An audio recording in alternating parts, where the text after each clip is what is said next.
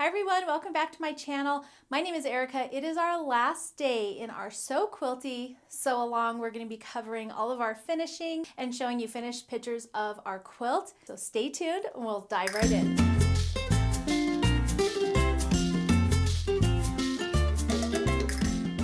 So if you've been following along every Monday for the past several weeks, I have been releasing our sew along for our So Quilty quilt. This is probably one of my favorite quilts I've ever done. It's so cute.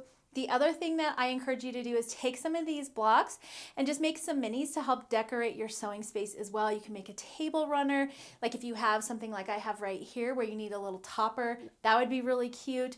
You can also just hang minis up on your wall. So lots of fun with this quilt. So like I said, we are all done with all of the blocks. Today I'm going to be showing you how I put it together, and then we'll be taking a look at my finished quilt, but I've also grabbed some snapshots from quilts in my Sew With Me group, and I'm going to show you some of your guys' finishes in this video as well. So if you've been sewing along with us, we finished all 12 of our blocks. Let's do a quick little recap of all of the blocks. So we've got the tape measure block, fat quarter bundle on a cake stand. We have the sewing machine block. We've got the pressing block, the iron. We have the scissors. I think this is my favorite one. We've got the bobbin block. We have the mason jar with thread spools or yarn balls in it. We've got the thread spool block. We have the tomato pincushion, also another one of my favorites. We have our ruler and rotary trimmer. And one thing that was fun about these is a lot of you made your rotary trimmer match the one that you actually have in real life, which I thought was a lot of fun. We have our bowl of buttons. And then for our final block, we have our quilt stack. And again, that one was on a cake stand.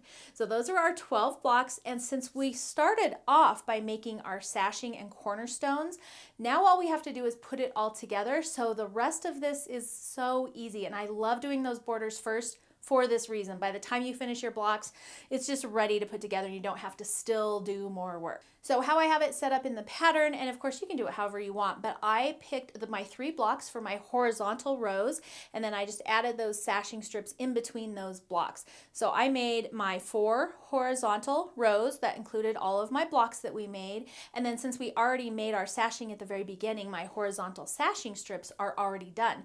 So all we have to do now is just sew those rows together. I don't like wrangling a huge quilt, so I actually do it in segments. So I will take that first row of blocks and add the sashing row that goes below it. I'll take my next row of blocks, add the sashing row that goes below it, and so on. And then I will add those rows together so that I'm not ever sewing like the whole thing at once except for at the very end. So it's almost like I sew the top half of the rows together, the bottom half of the rows together, and then I sew those two together. That way you're not like adding a strip, opening it, adding another strip, opening it, and it just keeps getting bigger and bigger. I find that doing it that way can cause your rows to get off, and I think it's just a little bit easier working on smaller sections. One thing I do, however, is make sure that I'm pinning at those corners where my blocks meet my sashing, and then at the top where my cornerstones meet that vertical sashing. That way those cornerstones are in line with the vertical sashing in between my blocks so that they all line up correctly. And then if the ends are off just a hair, I don't worry about it too much, because especially on this quilt, the side sashing is that vertical kind of stitch looked strip, and so you don't have to match the little red cornerstones with it that way. So I think that's the easiest way to do. So I just do that whole inside of the quilt, and that's all in the pattern. And then I went back and then I added my outer side borders, my top and bottom borders to complete that stitched frame. And then from there, I went ahead and added a skinny row of my background fabric, and then my wider border on the outside edges. I like adding one more skinny row of background fabric before I add my chunky outer border. I think it just helps frame the center of the quilt a lot better, and then that outer border is more just like a frame for whatever's inside the quilt. So I do that on a lot of my quilts, you'll notice. I'm sure you've seen it if you've done any of my previous quilts. There was a little bit of hand embroidery on this quilt on the pressing or iron block, and then also on the tomato pincushion block. And I did do a little bit of a tutorial on how to do that embroidery in my iron block video. So if you need help with that, go back and check that out. I usually do the embroidery as I'm making the block, but you could also do it before, once the whole quilt top's put together, you could do it now before you quilt it all. It's a lot easier to do it before it's quilted than after, I think, because you have access to the back of your quilt and you can tie knots and hide them and things like that. but once it's quilted, it's just a little bit harder. You can still do it if you forgot. You just want to do that same embroidery, but just make sure you're going into the batting, but not through the back side of your quilt, so you can't see that on the back, if that makes sense. So it's not too late if you forgot it, don't worry about it, but you can add it at the end. I just think it's easiest to do it before I even put my blocks together, because then I'm just working on one little block at a time. And then of course, once we get all of those borders on, our quilt is pretty much ready to be quilted. So I've always quilted my own quilts. Actually, I have never sent one off. Someday I do want to send one off. I always see all that beautiful quilting that the professionals do, but I also really enjoy quilting my own quilts and knowing that I made it from start to finish. So if you haven't ever quilted your own quilt, I encourage you to try. I have a couple different videos here on YouTube. I also have it in my e-courses on my course website showing you how to both free motion quilt and straight line quilt, just to help you get started. And if you have any questions, you can always ask me. So for this one, I wanted to try something fun, and since we had the sewing theme going on, I thought the little tomato pin cushions would be really cute to add.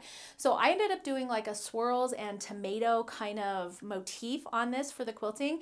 I thought it was a lot of fun, and it wasn't very hard at all. I would just do a swirl, and then I would come in to like a point, do like an oblong kind of tomato-ish shape, and then I went down and did 3 little leaves, and then I just came back out and kept going. I think it turned out really cute. It's not perfect, but it was a lot of fun, and I do feel like I learned a new motif, I guess if you will, that I can use on future quilts. I was thinking about doing a thread spool, but I couldn't quite figure it out in my head. And how I figure out my quilting for my quilts is I take a piece of paper with a pin held straight up and down, and then I just try and do some drawings before I quilt on my quilt and see what I can come up with. And then whatever's easiest for me to wrap my brain around, which the tomatoes were, that's usually the one that I go with. And so that's what I do. I just draw it on paper first, and then honestly, I load my quilt and then just sort of like go for it. So it's a little bit dangerous, a little bit risky, but I have a lot of fun doing it. And if there's mistakes in there, you're never really going to see that by the time you wash your quilt and people are cozying up underneath it. So I've never had one of my kids be like, oh mom, you made a mistake here in your quilting. Like, people just don't notice. I notice and I know it's there, but honestly, it's been a little bit since I've quilted this and I can't remember now if I had any mistakes. I'm sure there are. There's probably at least one mistake in every single quilt that I do, and I usually just leave it unless it's something super glaringly obvious that really is going to bug me. But for this one, I just had a lot of fun doing swirls and tomatoes. And then you probably saw the release, but if you didn't, this quilt finishes at about 59 by 74. So it's a decent sized quilt. You can do it on a ladder, you can hang it up on your wall, you can toss it on a couch, you could even put it on the end of a bed, or like I said, you can make minis out of any of those blocks to help decorate your sewing space. And then once you're done quilting it, don't forget to add your quilt label. I do have a video here on how to add quilt labels to your projects, so you can check that out if you need help. I added a label from my Sweetwater tag subscription. I get those monthly. And then I have a whole selection of little labels that are personalized I can pull out to add to my projects. So I love doing that. Now you probably noticed my quilt is not made out of the So Quilty fabric. I did add that on my outer borders, and then I also used it on my backing, but when I made my quilt, I didn't have the fabric in here. So this is actually made with a combination of bloom fabrics. I probably threw in some others from the lines that I had available at the time, but my So Quilty fabric hadn't gotten here. So I love seeing all of your quilts using that So Quilty fabric. They look so fun. And then of course the last thing is to bind it. I use a red gingham binding for this because I just love gingham bindings, and I thought it just brought everything together, especially with my cornerstones being that red gingham as well.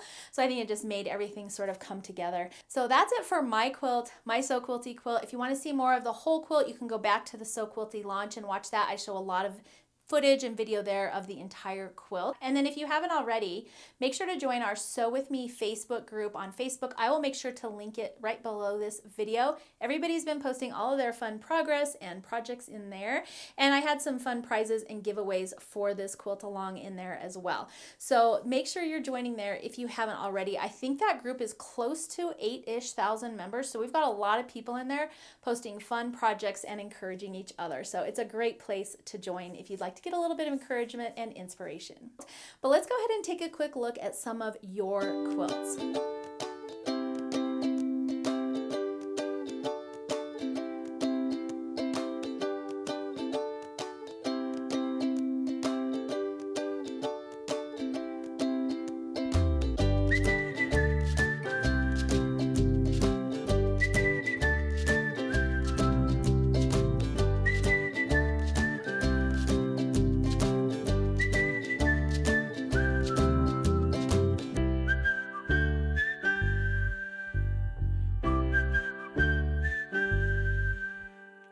And I think that wraps up our Sew Quilty Sew Along this year. Thank you all for joining in on the Sew Along with me. I hope you all enjoyed it and had a lot of fun making these blocks. If you're not done, don't worry. You can still continue to post your progress in our Sew With Me group on Facebook. I love seeing all of your pics, your in progress, and your finishes. So just make sure you post all those there so everyone can see what you've been working on. And there's no finish date. I mean, we just did this for fun. So if you're still working on it, keep on working on it and keep posting those pictures. All right, I think that's pretty much it for our Sew Quilty Sew Along. Thank you all for joining me. I hope you had fun. I hope you're having a wonderful summer season if you are in the northern hemisphere, I guess. If it's winter, I hope you're having fun sewing that as well. It's a great time to be inside quilting. So that's going to be it for today's video. I hope you enjoyed it. Thank you all so much for joining me for our Sew Quilty Sew Along. The fabric is sold out, but you can still get that pattern. It will continue to be available in my shop, and then these videos will also stay here on YouTube if you want to participate in the sew along just kind of on your own time. But that's it for today. Thank you so much for hanging out with me. I hope you enjoyed this sew along, and I will see you in the next video.